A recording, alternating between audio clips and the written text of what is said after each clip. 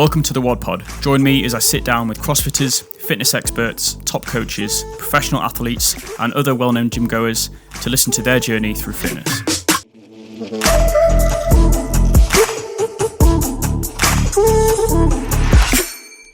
I met Cam at Northern Champs last year, and I've been following his CrossFit journey since. 6 years into the CrossFit game, and he's absolutely crushing it. Cam jumped on the pod after day one and WOD on the Loch, so we had a peach WOD fuel in the hot tub and discussed his experience at Scotland's first licensed CrossFit event. Cam, welcome to the WOD Pod. We are on episode 9. I think it's 9. Before we discuss WOD on the Loch, we're going to find out a little bit more about your fitness journey so far. So from like school, sports you played, up to now, talk me through sport, fitness in general. Yeah, so CrossFit is about 6 years, I would say, but in school it was always every single sport I could possibly do, like football, rugby, cricket, tennis, every single sport I could.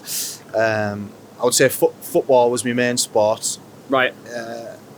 Year 7, 8 and 9 in school I was playing football and rugby, and then got to the point where it was too much doing both sports, so it was like, right, which way do I want to go with it? And I chose football, so then for the rest of school it was always football. And then I left school, I moved away for 2 years, I lived in Portsmouth and I stopped playing football. Yeah. Came back, played football again, was playing on a Saturday, playing on a Sunday. And then I found CrossFit when I was about 21, 22. And it got to the point where I was enjoying CrossFit more than I was enjoying footy. Yep. And I was picking up a little niggle on a Saturday, a niggle on a Sunday, and it was affecting me in the gym through the week with my CrossFit. And then after about a year of doing both, I thought, right, that's it. So I stopped football and went full-time. Full-time CrossFit. Just going to quickly just to say, in case people are wondering on YouTube, Spotify, you'll probably be wondering with that like weird background noise. It's actually bubbles from a hot tub. If you're on YouTube, you can quite clearly see we're sat in a hot tub. We're sat in a hot tub because we're both here for WOD on the Loch. Cam's competing this weekend. We'll dive into the WOD on the Loch competition soon.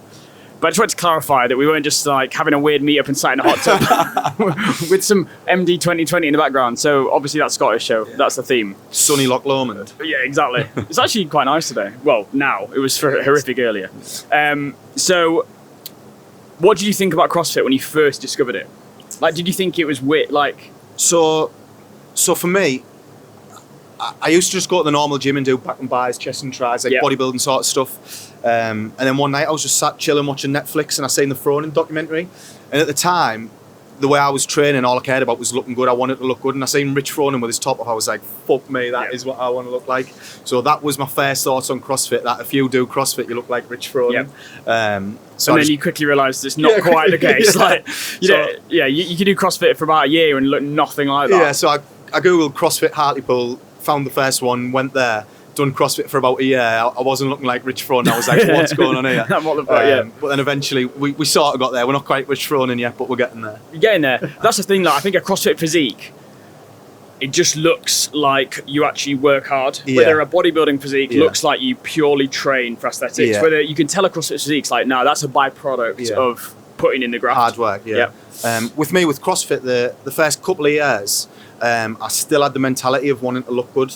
Like, I was still training to look good rather than just for performance. Yep. And it was only when I made that change when I realised, actually, I don't care what I look like. I just want to train hard, perform better, is when I actually started looking better. Exactly. It's funny how it works. Yeah.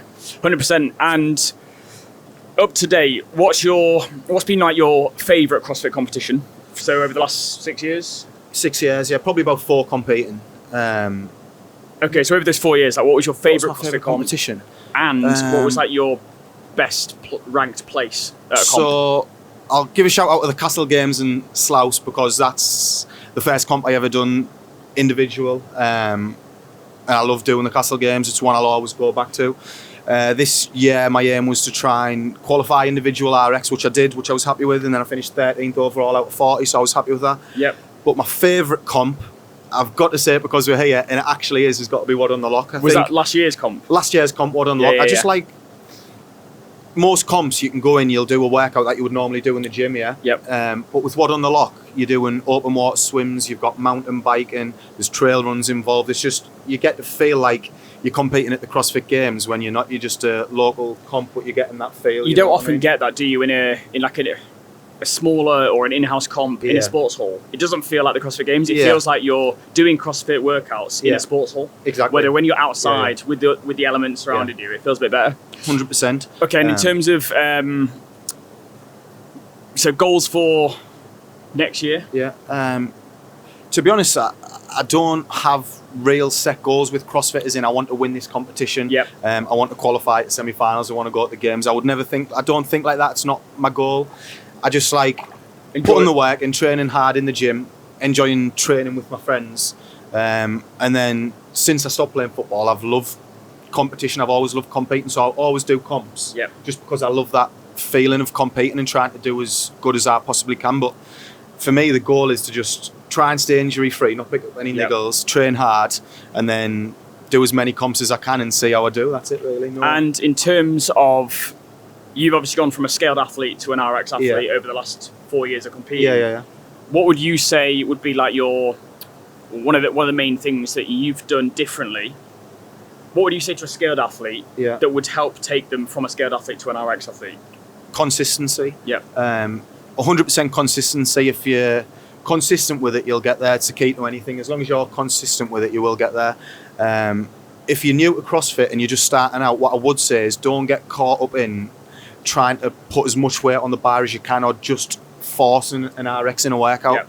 I would much rather see someone come in and constantly be focusing on trying to move well, get the right form, and scale back the workouts, rather than coming in always thinking, right, I have to RX this workout and jumping up, chicken winging all the muscle ups. You're going to get injured, and it's not the right way to do it. Yep. Just listen to your coach, make sure you move well from the start and don't rush it. Yep. Stay consistent. So 2 episodes ago, I had Georgia Davenport on. Yeah.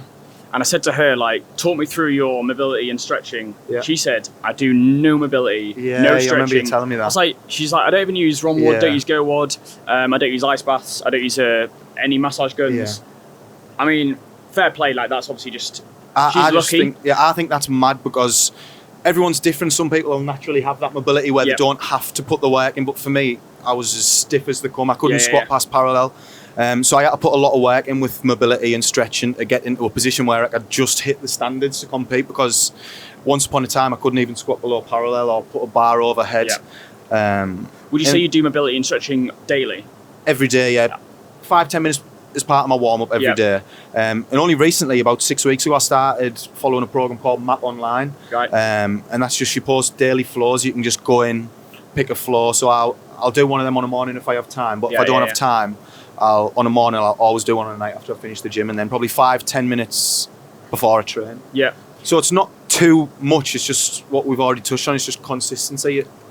Consistency compounds. If you do a little bit every day, you're going to find yourself getting better results than if you're doing 1 hour once a week. If you're doing 15-20 minutes every day, you'll achieve better results. Yep. It's the same with anything: stretching, strength, gymnastics, just consistency.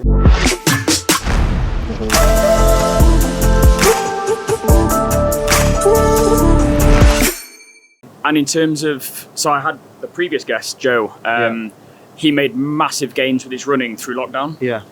Was lockdown good for you? I saw you had like quite a good setup with your home. Was it a home gym? Yeah, I set up a home gym in my garage. So as soon as lockdown happened, and the gyms closed, I wasn't coaching at the time, so I didn't have a key to the gym, so I couldn't get away with it. But for me, I just knew that I had to get the garage gym, because I didn't want to fall off and lose the progress I'd made. Yeah. But for me, it's mentally as well. If I wasn't training, I would have fully lost my head. Like, I was running a little bit to start with, and that was good. I did make quite a few gains on my running. Yep. But then I needed like a barbell, I needed a row, I needed a box to do some CrossFit workouts. And I would say I just stopped myself from getting worse. I didn't really make too much gains in lockdown, but I just stopped myself from getting worse. I suppose it's like, damage control, but also it's different for everyone. I feel like a lot of people dropped off. So when you're just maintaining, you're actually still staying ahead. Yeah, because a lot of people didn't have absolutely crumble, access to gyms, so they dropped off, so you stay consistent. So you're staying ahead. Yeah. Okay, and in thoughts of so CrossFit programming, obviously there's loads out there. Like I think you've chopped and changed a fair bit between who you've been with. What are your thoughts on like how important is the programming versus how important is the work ethic of the athlete? To me, it's all down to the work ethic of the athlete. I know we've touched on it plenty already, but it's just consistency. Yeah. Like you say, I've been on multiple programs, expensive ones, cheap ones. For me, as long as you find a program that's got good structure, as long as the coach who's programming for you has got half a bit of sense, it's all about the work you put in. No matter how good your coach is, if you don't turn up 3 days a week, exactly, you're never going to get results. I found a program recently that I really liked and I was enjoying it, but I was by myself and I was training by myself. And then one of the lads I train with at the gym, Rob, he's on another program called the box programming. Right. So I jumped on that just so I can train with him.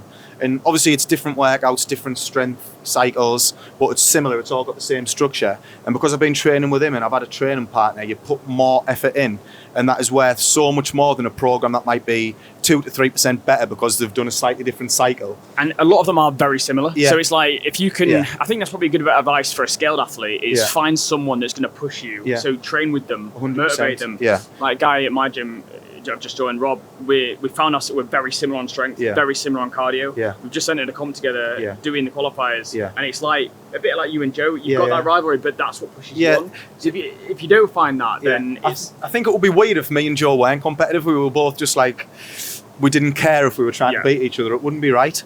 I suppose that's probably a good point to bring us onto WOD on the Loch. Yeah. So, I mean, you and Joe did your qualifiers together-ish. Well, you did...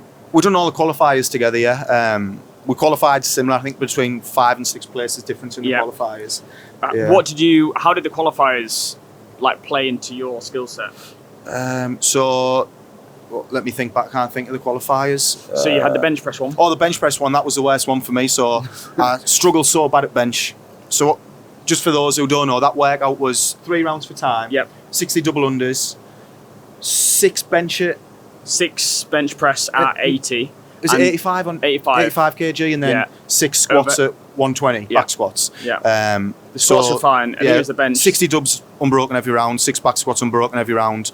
But the bench just got me, man. Like I struggle with bench real bad, so that slowed me down on that one workout. So that was a struggle. I think that's how you can tell that you've been in CrossFit for 6 years because like you don't often do bench. That was probably the only bit I would have done. Like, that's all I remember when we were doing it, you were just repping it out before the workout, weren't you? The back squat 120 for 6, I don't know, 8 or whatever, I had a crumble there. Yeah, that one was tough. And then the other workout, the Rome one, that was a good twist actually. So I've never seen that in a qualifier before. So it was 15 toes to bar, 15 snatches at 50, and then a 500 metre row. But every round you had to get your 500 metre row within a certain time, and then each round it got quicker and quicker and quicker, so you couldn't go out too hot and then fall off. You had to strategically start slow and end up finishing fast. And then your last one was like send it for the best time. Yeah, that was a good workout. I've never seen anything like that before. That was a good qualifier. I enjoyed that one. And so you and Joe both qualified. So talk me through. So this weekend we're currently on Saturday evening of day 1 of WOD on the Loch. The legs are battered. That's why we're in the hot tub. That's why we're in the hot tub recovery. And I'm sitting here for fun.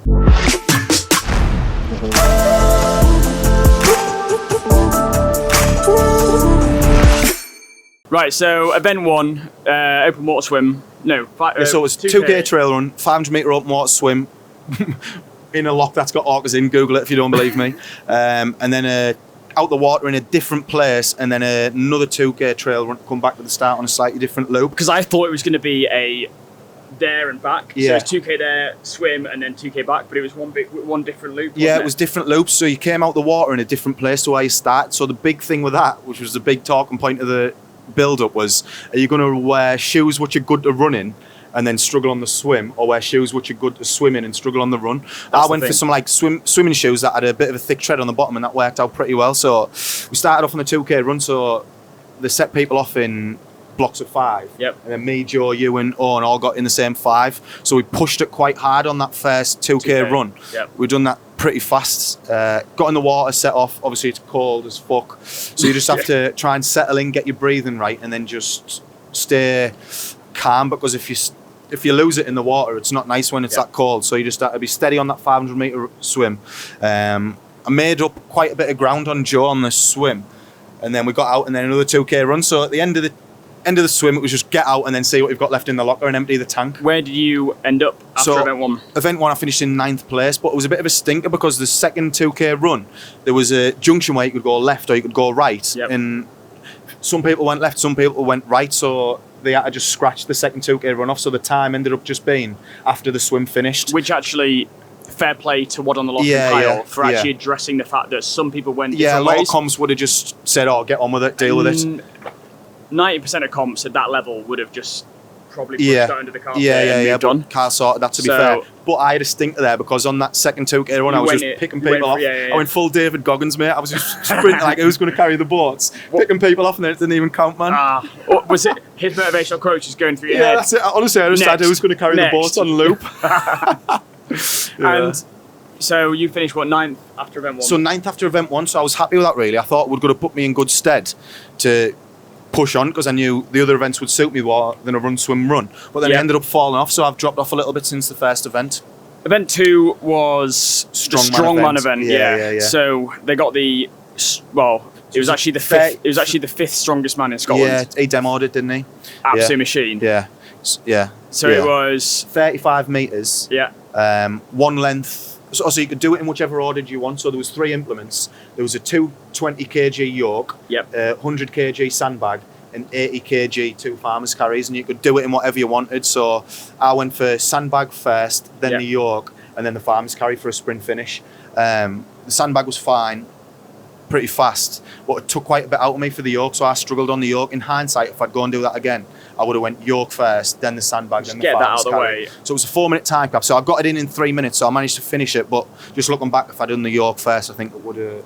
It's one of those where it's like something I've never used. The yoke's technique. Yeah. It's all technique. Yeah. And it's like the main thing that I saw with the athletes doing it was put it down. Yeah. Some would just go in again because you've still got in your legs. Like I feel like you still had it there. Yeah. Whether it was more balance, like Joe dropped it or stopped 2 times. But each time he stopped, 2-second rest, go. Yeah. There were times where you were maybe like resting 6, 7, 8 seconds. I was resting too much, but I wasn't, when I was carrying the yoke, I wasn't stopping because my legs were gone and my core was gone. It was because I was off balance and I was tripping. What I should have done is just picked it back up. But once I'd stopped, I was like, right, get me breath and then go again, and that cost me. But it's one to learn from. I'll find a yoke in Hartlepool, do a bit of practice on the yoke, and then next year, bring the yoke back, we'll go top 10 on that event as well. And event 3 was the final one. Event 3 was a twist on Nancy. Yeah. So a hero workout, which is normally 5 rounds for time, 15 overhead squats at 40 kg, 400 metre run. But the twist on this was it was a 400 metre mountain bike. Which actually, on like a dirt track. I think it was harder than a 400 metre run. So much harder. Like, it blew your legs up. Normally, if you were doing it on a road, you'd take the 400 metre bike every time. Yeah, every day. But this was in like a boggy, muddy. And obviously, RX Mail was the last people to go, so the track had just been absolutely battered. Torn to shreds, yeah. So it was mud everywhere. But that one was just consistent with the overhead squats. 15, most RX athletes will be able to hold on for 15 overhead squats. Yep. And then it was just see what you've got in the legs on the bike. But what I didn't realise was that you could run with the bike if you wanted, because we were late and slept in. We didn't get to go to the athlete briefing. Always go to your athlete briefing and you'll learn what you can and can't do. But because I didn't realise we could run with the bike, I stayed on the bike for 90% of the time. And then watching the heats that followed, it seemed like a better idea to run with the bike on the boggy bits, because I was trying to balance on the boggy bits and it just wasn't happening. Yeah, so scaled athletes out there, Cam's top tip will be turn up to athlete briefings. Yeah. Then you actually know what you're doing in the events. Yeah. With your first comp, always show up to the athlete briefing, find out the standards, so then you can take advantage of them if they're there to be took advantage of. And tomorrow, what do you want to see? Or I think you've heard. Yeah, I've heard a little whisper. Yeah. So I think, I'm not sure what the actual workouts are, but I think I've heard what the movements are. So I think we've got wall facing strict handstand push-ups, which I've been working on a lot lately, so I'm happy about that. That's paired with rope climbs, I believe, which I'm pretty tall, so I can get up in, it's a 15-foot rope, I can get up in like 2 pulls, which is sound. And then the other movements are strict ring dips, which I'm okay at, and then chest to bar pull-ups, which again I've been working hard at, so they should be okay. So it's looking quite strong. Yeah, but I'm going to be having flashbacks of when we done the qualifier for Battle of the Beach, and Joe decided that the J-hook was in the way, right? So Joe decided that the J-hook was in our way for snatches when we were 5 meters away from the snatches. So he spins it around. So he put it on the inside of the rig where I was doing my chest to bar pull-ups, right? Banging out my chest to bar pull-ups, dropped down, and I just people's elbowed the J-hook and just cracked my elbow and split my elbow. We've got it on video on the thingy, don't we? Yeah, we can put it in in the comments or something? No, we'll play it now. Oh, we'll link it now? On the YouTube Yeah, video. not just have it on replay. The noise where it's like ding, ding, ding, ding. So yeah, if you're listening on Spotify or Apple, that noise that's been on repeat is Cam's elbow whacking the JPEG. It did hurt a lot. But yeah, so I'll be having flashbacks of that on the Chester bars tomorrow, but I'll just make sure there's no J hooks inside. So yeah, where you sat right now? On the leaderboard? On the leaderboard right now. 15th overall. Out of 35, I think, 35. I'll have to check. I haven't scrolled all the way down. Yeah, so it's looking... You're up there. Yeah, I'm up there. You're up there for a top 10 final. So today's been suited to the triathletes. A lot of the lads who are at the top of the leaderboard today. They're all so the run, swim, run, obviously, triathletes. Yeah. Nancy, the 15 overhead squats didn't really mean nothing. Like 80% of that workout was the bike, so triathletes again. And then the strength with the strength. I needed to do better on the strength workout. You've had like triathlete workout, strongman triathlete, which doesn't really benefit any CrossFit. Exactly. Whereas tomorrow's a bit more CrossFit-y, so hoping I can climb into the top 10 and then just hopefully get in the final, because I think it's top 10 in the final, and then that's my little goal for the weekend, just try and get into the final. And over a comp day or 2-day comp, what supplements would you use? So intra-workout WOD fuel all day long, so during the workout, before the workout, I'll be smashing the WOD fuel. And on that note, actually, we haven't launched the peach WOD fuel, but we will have launched it by the time this podcast goes out. So we're going to do a little peach WOD fuel drink. Are we mixing it with the Mad Dog 2020? With Mad Dog 2020, because we're in Scotland, and I've never had it before, and it's only appropriate. If I'm spewing tomorrow, this is why. Right, okay, so we'll make a little drink. Jamie, I'm going to have to give you this. I'll make them. Don't make mine too strong. I won't. I'll just give you like a shot, but I'll give you half a glass. What flavour's the Mad Dog? Orange? Orange, so you got orange and peach. Nice.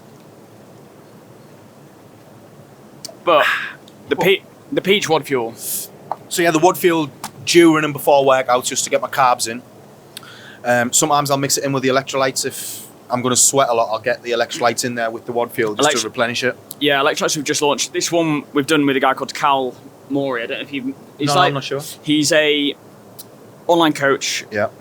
He does barbell coaching, Olympic lifting, and triathlons. Yeah. Oh, nice. So he's been good this weekend. He's a bit of a hype. He literally would have loved this weekend. But yeah, he's a good lad. He actually loves the WOD fuel. And then I sent him some peach, and he was like, "We're collabing." I was like, "Yeah, fine." So nice. We'll have to get a mushroom flavour. Behave. We're keeping this. We're doing good, Cam. Don't ruin it now. We're doing good. I've just had a notification on my Garmin watch there. A high level of stress slowed your recovery today. You know what the stress is? This podcast. You may need to find some time to relax until you're fully recharged. Well, I think we're doing that all right. We're doing all right. Yeah.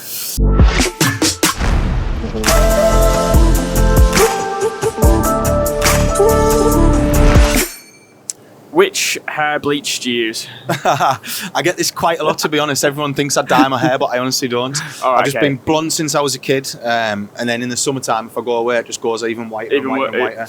But I reckon I've only got about 3 years left of having hair anyway. And then it's going. Yeah, and then it's going unless I go to Turkey. I'll see you in Turkey then. Yeah. We'll go together. Yeah. So there's any CrossFit comps? Yeah, that's it.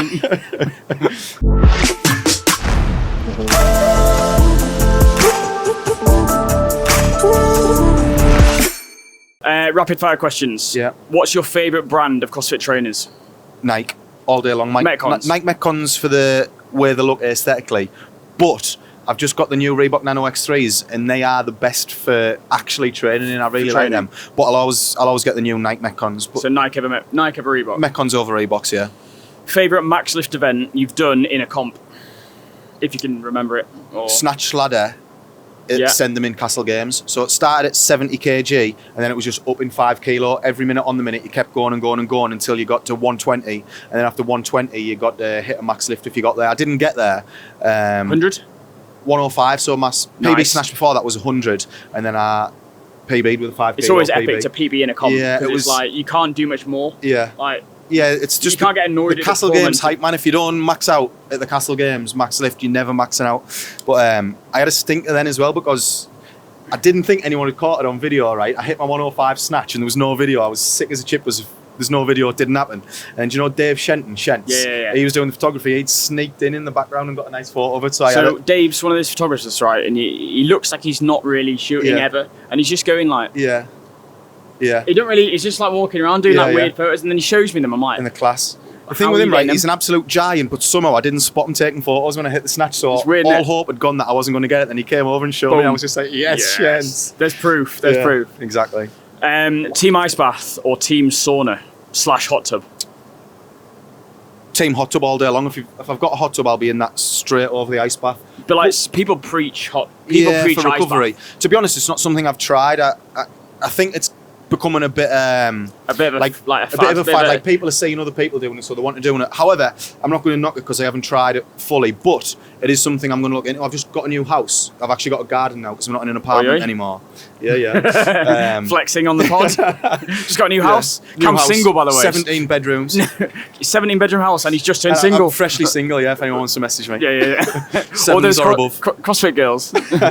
Sliding in. So I'm going to get an ice bath to stick in the garden, and then I'll tell you in about 6 weeks after I've tried it. There's one at the Ice Tank. Ice Tank, I think the brand was. I've tried it and it felt all right, but that was because I'd just got out the Loch, which was probably just as cold, so it wasn't. I was going to say it's getting into the same sort of level of temperature of water. Yeah, I think. Favorite CrossFit gym in the UK? Evolve. So, Evolve's a gym I've only been going to about a year now. CrossFit Hartlepool / Evolve. Has it recently changed to Evolve, or has it just been that? It's always been Evolve since I've been there. Okay. It used to be CrossFit Hartlepool, but they did change to Evolve. I'm not sure when it's been there since I got there, but I used to go to a different gym which closed down, unfortunately, and I thought it was the end of the world. Like, I was sick as a chip. So I went to Evolve with a bit of chip on my shoulder, but honestly, there was about 70 or 80 of us all went from the same gym. Welcomed us with open arms, which is lovely, and then it became just the same, if not better, of the other gym. The community's class. They've got a mint coffee shop. The coaches are class, and it's massive as well. So I do think there's something to say for like change your environment. Now and again, because you can get caught up in a rut. 100%. Like you can find yourself doing the same thing and not making massive progress. Switch up the gym or run the risk of changing coaches. Because if it didn't work, go back to where 100%. You were. You might find that you're going to make massive changes, or he'll just do things slightly differently that elevate your progress. I think it's just don't get too comfortable. If you find yourself getting comfortable and complacent, then that's when you're going to either plateau or start getting worse. Just always try and put yourself in uncomfortable situations to create a better life. 100%. And best country you've been to? Right. I've been to quite a few. So I love America. I love going to America. I'll always go back there. I'm actually booking a trip to go to Nashville and Texas in October. Cam's going on his own, so any girls who want to go? Yeah, I'm going by myself, so any Nashville women watching this podcast, you can just drop me a message. No, I mean like English girls who want to go to English Nashville. girls who want to come with me. No, I want to go by myself. I want to meet some American girls. So I love America, but best place I've went on holiday, I've probably got a top two. It's got to either be Dubai. I love going to Dubai. And then I've been to Grenada before in the Caribbean. That was a beauty. We stayed in a Sandals Resort Hotel. Just like the nice beaches. Yeah, just white beaches, chilling out. Beauty. Dubai comp's got to be on the cards then at some point. Like, it's something to get out to Dubai and then compete would be cool. Yeah. I think the Turf Games do one there when the Dubai Sevens rugby are on, so that would be a good one to do. That'd be cool. There's a few of the boys at Evolve that are rugby players in that as well, so it'll be a good one to That'd be fun. do. Yeah. And with that Dubai Sevens, actually, a few of my family members go to that, and nice. it's like they're like absolutely just swear by it. It's like so much fun. Yeah, I think it's like a festival in itself. It's a huge festival. Yeah. What's your number one naughty cheat meal? Like your go-to, if you had to have like, you could have one cheat meal a month, what would it be? A Parmo all day long, but you're not going to know what that is, are you? What the fuck's Parmo. So it's like where I'm from, Hartlepool is in an area called Teeside. Right. And it's like a speciality of Teeside. I don't know how it got to Teeside and why it hasn't spread anywhere further, but you can only get it in the northeast. Like you can probably get it in Newcastle. I want to know what it is. So now. Parmo, right? It's a chicken Parmo. A Parmo, Parmo. So like it's chicken parmesan. So what it is, it's a chicken breast. Yep. With breadcrumb chicken breast. Yep. And then you have bechamel sauce, yep. cheese, and then it's like grilled. That does sound quite good. You can get hot shot Parmos, so you can get like jalapenos, pepperoni on top of them baked into it. But there's the Parmo all day long. I'll probably have one once a I'm week. gonna Never have to mind once try a one. month. I'm gonna have We'll to get try one. Next, Yeah. come up to Evolve, we'll do a training day and we'll get a Get Parmos. Yeah. Just order them into the box. Right, let's do it. And what are your favourite sweets?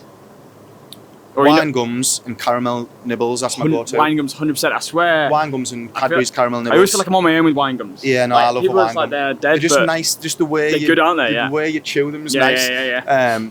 Another one I'll go to, but not very often, is, do you know Ferrero Rochers? Yep. They've got chocolate bars, like the white chocolate Ferrero Rocher chocolate bars, next level. You try that. 100%. Yeah.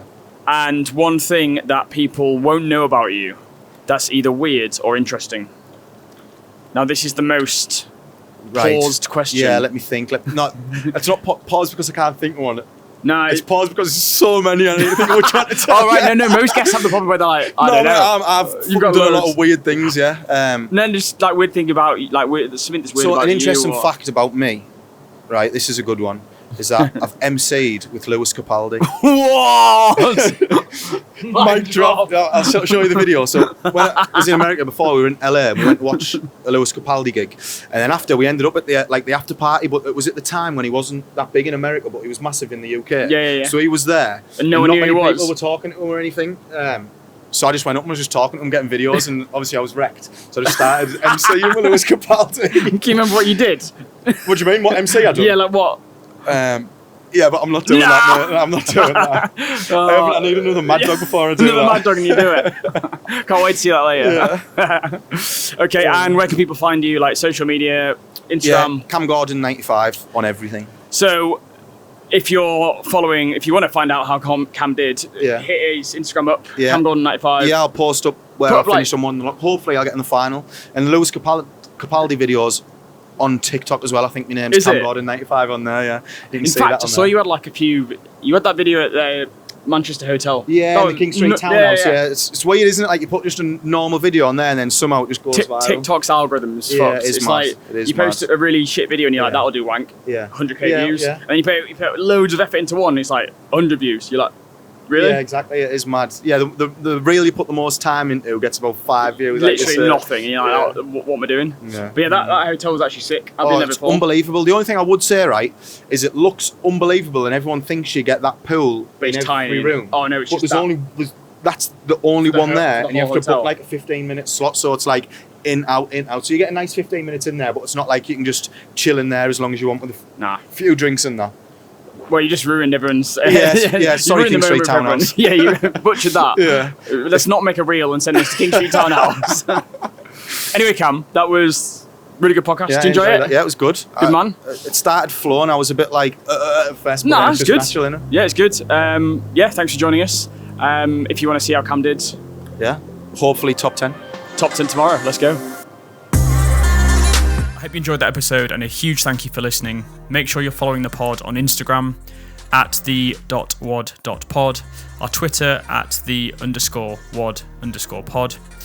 The podcast is sponsored by WOD Powders. That's at WOD Powders on Instagram. Please show some support to the pod by either sharing this episode with a mate or buying some supplements from wodpowders.co.uk. See you guys next week.